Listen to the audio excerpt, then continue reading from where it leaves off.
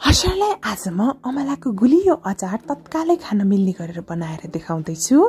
Greetings everyone, YouTube channel अमर पन्छी food वर्ल्डमा हजुरलाई धेरै धेरै स्वागत छ।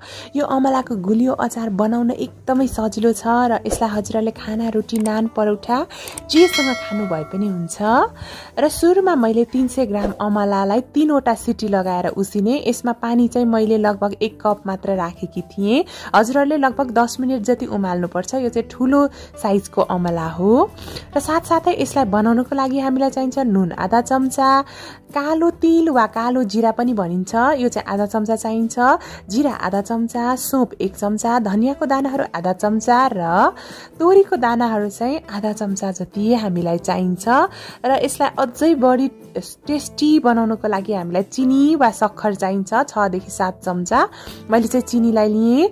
तेल चाहिन्छ 3 चम्चा जति र गरम मसलाहरूमा 4 वटा ल्वाङ, 4 वटा सुकमेल र 8 वटा जति चाहिँ मरिच पनि चाहिन्छ। हजुरहरूले हेल्दी तरिकामा बनाउन चाहनुहुन्छ भने चिनीको सट्टामा चाहिँ सक्खर राख्नु भए पनि हुन्छ।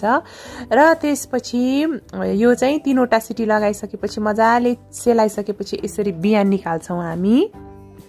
र बियान निकाल्न एकदमै सजिलो पनि हुन्छ यो मजाले उसिनिसकेको भएर चाहिँ। र विशेष गरेर कागतीमा भरपूर मात्रामा भिटामिन सी र फाइबर हुने भएकोले यसले विशेष गरेर हाम्रो पाचन प्रक्रिया एकदमै राम्रो बनाउँछ। र कुनै पनि अपच हुने त्यस्तो रोग छ वा पेट सम्बन्धी रोग छ भने पनि अमलाले एकदमै फाइदा गर्छ।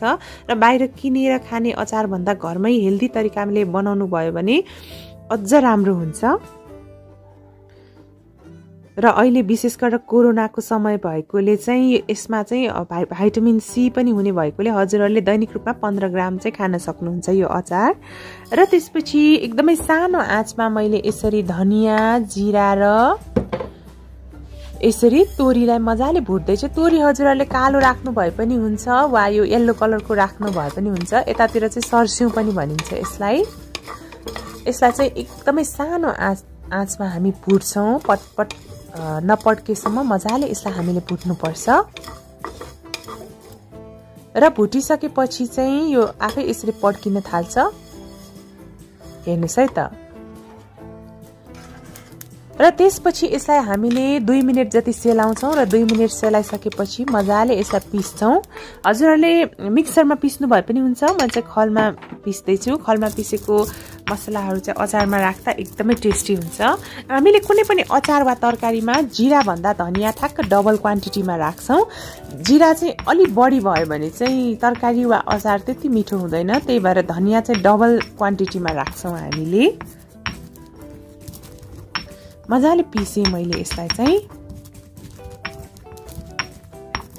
र यो अचार चाहिँ गुलियो र अमिलो दुइटै हुने भएकोले बालकदेखि वृद्धसम्म सबैले मन पराउँछन्। र बेसार आधा चम्चा र रातो धुलो खुर्सानी 1 चम्चा पनि लिएँ मैले। साथसाथै मैले सुरुमा तेल राम्ररी तताएँ। तेल राम्ररी तताइसकेपछि कालो जिरा वा कालो तिललाई पड्काएँ र त्यसपछि मैले यसरी सोपलाई हल्का पुर्याउँदैछु र मैले नुन पनि राखेँ। हजुरहरूलाई अलिक चर्को मनपर्छ नुन भने चाहिँ सानो चम्चाको 1 चम्चा राख्न सक्नुहुन्छ। मैले चाहिँ आधा चम्चा मात्र राखेँ। र यो बेसार र रातो खुर्सानी पनि यसैमा राखिदिएँ। बेसार र रातो खुर्सानी राख्नुभन्दा अगाडि ग्यासको आँच एकदमै सानो बनाउनु होला। यसलाई पनि हल्का एकैछिन भुट्नुपर्छ। र त्यसपछि मैले गरम मसलाहरू राखेँ। यदि हजुरहरूलाई गरम मसला मन पर्दैन भने चाहिँ नराख्नु भए पनि हुन्छ। तर विशेष गरेर अमलाको अचारमा गरम मसला राख्दा एकदमै टेस्टी हुन्छ। त्यसपछि मैले अघि खलमा कुटेको मसला र यसरी चिनीलाई राखेँ।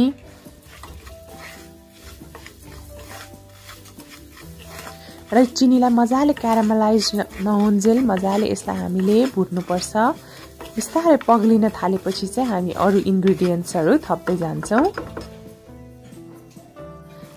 र हेर्नुहोस् है त यो बिस्तारै क्यारामलाइज हुँदैछ चिनी चाहिँ।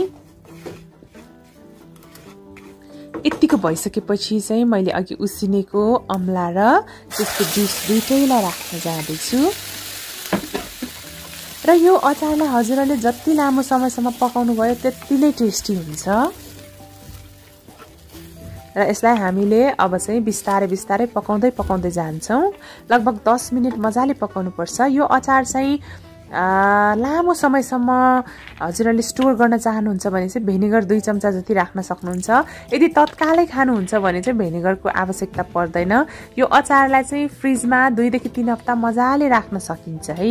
यसमा चिनी र भेनिगर दुईटै राखेको भएर यो हत्तपत्त बिग्रिदैन र भेनिगर राख्नु नै भएन भने पनि यो 4-5 दिन चाहिँ फ्रिजमै नहाल्दा पनि बिग्रदैन। यसलाई 10 मिनेट मजाले पकाइदिन्छौँ। मैले चाहिँ हाई फ्लेममा नै पकाउँदैछु। यसो गर्यौं भने अमलाको भित्रैसम्म चिनी जान्छ र लगभग 10 मिनेटपछि यस्तो भयो। अझै यसलाई अलिकति पकाउनु पर्छ। जति धेरै पकाउनु भयो उति नै छिट्टै बिग्रदैन यो अचार चाहिँ। हेर्नुस् है, यसमा चाहिँ धेरै तेल युज नगरेको भएर त्यति अनहाइजिनिक पनि छैन।